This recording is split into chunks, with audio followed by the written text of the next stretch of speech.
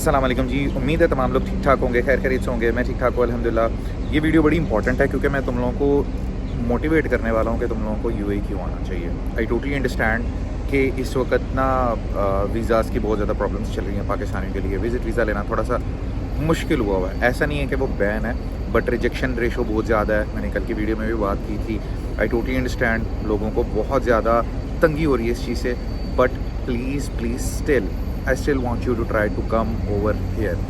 अब मैं ये क्यों बात कर रहा हूँ, देखें थोड़ा सा ना वैल्यूएट कर लेते हैं कि दुनिया में दूसरी जगह भी हैं जहाँ पर बहुत सारे पाकिस्तानी जाना पसंद करते हैं। आप यूरोप जाना पसंद करते हैं, यूएसए जाना पसंद करते हैं, कनाडा, यूके स्टडी के लिए अप्लाई करते हैं, बट उसका बजट देखें आप कितना है, तकरीबन 50-50, 60-60, अब तो शायद उससे भी ज़्यादा, कई लाख, 70-70, 80-80 लाख रुपए आपको जमा करवाने पड़ते हैं फीसिस की मद में।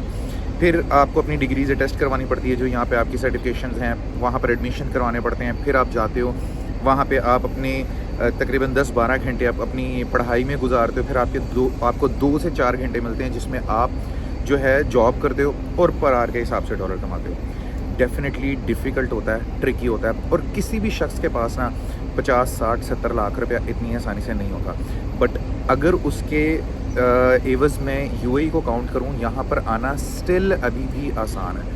फिर मज़ेदारी की बात ये कि अगर आप यूएई आ जाते हैं विज़िट वीज़ा लेके, जिसमें आपके 2000-3000 दिरहम खर्च होंगे, जो कि इस वक्त रेशियो चल रही है। अगर नॉर्मल प्राइस की मैं बात करूँ, यूएई की जो एक्चुअल वीज़ा है ना, उसकी तो मेरे ख्याल में प्राइस ही शायद 2 मंथ के विज़िट वीज़ा की 600 दिरहम या 700 दिरहम है। बट चूँकि अब स्ट्रक्चर चेंज हो चुका हुआ है, बहुत सारे लोग डन बेस वीज़ा के ऊपर प्रोवाइड करते हैं, जिसको हम डन बेस वीज़ा कह देते हैं। उसको मैं आपको बता देता हूँ कि उसकी प्राइसेस चली जाती हैं तकरीबन 1700, 1800, 2000 के लगभग दिरहम के लगभग, और उसके ऊपर आपको 1000 दिरहम सिक्योरिटी देनी पड़ती है। उसमें अच्छी बात ये होती है कि अगर आपका वीज़ा रिजेक्ट हो जाता है तो आपको सारी की सारी अमाउंट वापस मिल जाती है। पहले आपका प्री अप्रूवल आता है शारजा से, ठीक है। प्री अप्रूवल 50% वीज़ा कह लो कि गवर्नमेंट आपको देती है कि जी हम आपको अलाउ कर रहे हैं, वो आपको अप्रूव कर देती है। फिर आपको इस्लामाबाद जाना पड़ता है पाकिस्तान में, एम्बेसी में। अगर कराची है तो कराची में जाना पड़ता है, और वहाँ पर जाकर आपको अपने डॉक्यूमेंट सबमिट करवाने पड़ते हैं, बायोमेट्रिक करवानी पड़ती है, और वहाँ से आपका फाइनल वीज़ा निकल आता है। फिर आप यहाँ पर आ जाते हैं। I totally understand. उसके बाद नेक्स्ट डिफ़िकल्ट फेज़ आपका स्टार्ट होता है कि 2 मंथ के अंदर अंदर आपने जॉब ढूंढनी होती है। वो लोग जो वहाँ से रिसर्च करके आ रहे होते हैं कि उन्होंने किस फील्ड में कहाँ पे जॉब ढूंढनी है, उनके लिए तो फिर आसानी होती है। जो थोड़ा बहुत पढ़ लेते हैं कि यहाँ की मेट्रो लाइन किस तरीके से काम करती है, कहाँ कहाँ अपॉर्चुनिटीज़ होंगी, आप किस फील्ड में आकर जॉब ढूंढना चाह रहे हैं, जिनको तो अपना पता है वो स्टिल सेटल डाउन कर जाते हैं। जो लोग थोड़ा स्टडी करके नहीं आते उनको काफ़ी मुश्किल होती है। 2 मंथ के बाद आप फर्दर पैसे देके एक्सटेंड भी करवा सकते हो, ठीक है, अपना वीज़ा 2 मंथ के लिए या 1 मंथ के लिए। It all depend on you, ठीक है। स्टिल इतनी बजटिंग आपकी नहीं लगती। यहाँ पर आप अपने मंथ का खर्चा लगा लें 3000 दिरहम, ट्रैवलिंग डाल लें आप, बीच में आप अपना रेंट डाल लें, आप अपना फूड डाल लें, अगर थोड़ी अच्छी जगह पे रहना आप चाहते हैं तो मेरे नहीं ख्याल में कि इतनी ज़्यादा कॉस्ट आती है आपको अपनी लाइफ में एक मरतबा ट्राई करने के लिए। तो एक मरतबा ये कोशिश करके ना लाजमी देखें। I totally understand, most probably एक मरतबा वीज़ा रिजेक्ट होगा, बट आपका 60-70-80 लाख रुपये तो नहीं लगेगा। यहाँ पर अगर आ जाते हो, जॉब आपको मिल जाती है, एमिरेट्स आईडी मिल जाती है आपकी। एमिरेट्स आईडी पे 30 से 32 कंट्रीज़ हैं जहाँ पे आप विज़िट कर सकते हो। यहाँ पे रहो, थोड़े बहुत पैसे जमा करो। भाई एक नॉर्मल बाइक राइडर भी अगर कोई 2000 दिरहम के ऊपर अपने आप को जॉब पे कहीं पे फिट कर लेता है ना, लाइसेंस वगैरह लेके, स्टार्टिंग में हर जगह पे मुश्किल होगी, दुनिया में हर जगह पे आपको मुश्किल होगी जॉब लेने के लिए और सेटल डाउन होने के लिए। ये तो आप 50, 60, 70 लाख रुपया जो मैं बार बार कह रहा हूँ, आप लगा के भी चले जाएँ, फिर भी आपको सेटल डाउन होने के लिए मुश्किल होगी, ठीक है ना। आप एक मरतबा फ़ीस दे देंगे ना वहाँ की, तो आपको लग पता जाएगा। खैर, अगर आप बाइक राइडर की भी जॉब पकड़ लेते हो ना, फॉर एग्जांपल, तो 2000 दिरहम आपकी सैलरी लगती है, आपके ऊपर 1500 या 1700 आपको कमीशन, या 2000 इवन 2500 तक कमीशन या टिप्स आपको बन जाते हैं। इट ऑल डिपेंड कि आप कितनी जो है ना वो डिलीवरीज करते हैं एक दिन के अंदर। यूजुअली मैंने इंटरव्यू किया था एक बंदे का, 4000 से 4500 वो बंदा कमाता है, ठीक है। तो उसमें से 2000 आपने वापस भेज दिया, मैंने सिर्फ एग्जांपल दिया, 2000 आपने वापस भेज दिया, तकरीबन 500 से 600-700 आपने यहाँ पे बेड स्पेस पे जो है वो स्पेंड कर दिया, 200, 300, 400 आपका फूड पे लग जाता है, और ट्रैवलिंग इतनी आपने करनी नहीं होती, आप बाकी के पैसे एटलीस्ट सेव कर सकते हो। Still you have the margin.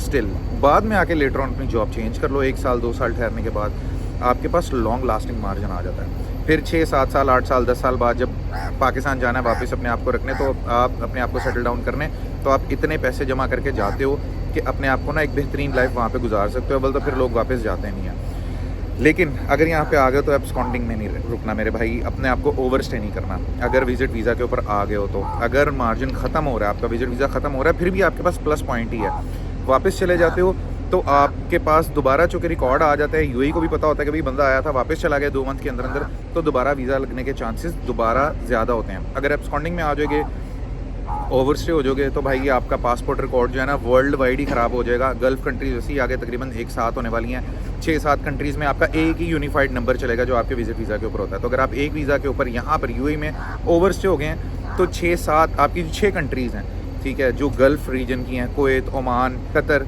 ये जितनी भी आपकी जो कंट्रीज़ हैं ना, 6 कंट्रीज़ आती हैं, सर्च कर लेना इंटरनेट के ऊपर, उनमें सब में आप जो है ना वो पकड़े जाओगे, फिर आप जा ही नहीं सकोगे। आपको बात बताने का मकसद ये था कि UAE is the best place to stay. अगर ज़िंदगी में ज़्यादा तरक्की करनी है तो आसान है, टिकाऊ है, सस्ता तरीका मैंने आपको बता दिया। अदर देन दैट रेस्ट आप लोगों के हाथ में, क्या इधर आप लोगों ने यहाँ पे जाना है या वहाँ पे ट्राई करना है। हर जगह के अपने प्रॉज एंड कॉन्स होते हैं, यहाँ पे रुकने के भी कुछ नुकसान होंगे। आई टोटली अंडरस्टैंड, बहुत सारे लोग जो है वो कहते हैं कि जी हमें नहीं अच्छा लगता यूएई, यहाँ पे गर्मी बहुत ज़्यादा होती है, हम नहीं रुक सकते।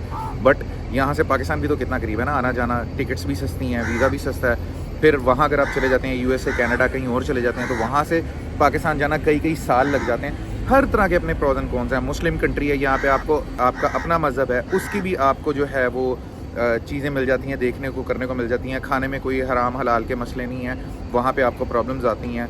यहाँ पे आप लोग वॉशरूम में जाते हैं, आप लोगों को मुस्लिम शावर लगे हुए मिलते हैं। आप यूएस कनाडा चले जाओ, आपको मुस्लिम शावर नहीं मिलता है, आप अपने आप को साफ़ नहीं कर सकते। बड़ा अजीब सा पॉइंट मैंने बताया, बट फैक्ट तो फैक्ट है। बहुत सारे लोग इस वजह से वहाँ पर नहीं रहते। तो इट ऑल डिपेंड, सोचना आप लोगों ने है, ट्राई आप लोगों ने करनी है। अगर रिजेक्शन भी आ जाती है ना भाई, दोबारा ट्राई कर सकते हो आप, बट स्टिल आपकी अफोर्डेबिलिटी के अंदर होगा। उम्मीद है आप लोगों का मेरी बात, मेरी जो छोटी सी कोशिश है आप लोगों को समझाने की, अच्छी लगी होगी। अगर नहीं कोई बात मिस हो गई है तो मैं कोशिश करूँगा कि अगली वीडियो में भी आपको एलैबोरेट कर सकूँ। अपना ख्याल रखिएगा, वीडियो को लाइक और शेयर लाजमी कीजिएगा अपने दोस्तों के साथ, और चैनल को सब्सक्राइब कीजिएगा। अल्लाह हाफिज़।